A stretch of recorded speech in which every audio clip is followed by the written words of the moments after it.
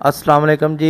अज असी तुहानू किहड़ा ना एक साइट कंप्लीट की माशाल्लाह विजिट कराने जी। करारा वाइट टाइल लगी फ्लोर ते जी। यह पूरा टीवी लॉन है। टीवी लॉन के नाल ही सर किहड़ा ना किचन है। किचन की स्लैब ते असी किहड़ा ना ब्लैक ग्रेनाइट मार्बल लगाया और साथ ही किहड़ा ना फ्रंट ते कमरा है जी। कमरे च भी करारा वाइट टाइल और एक साइड ते अलमारी बहुत प्यारी है जी। और उस तो बाद किहड़ा ना नाल ही सर किहड़ा ना अटैच वाशरूम है जी।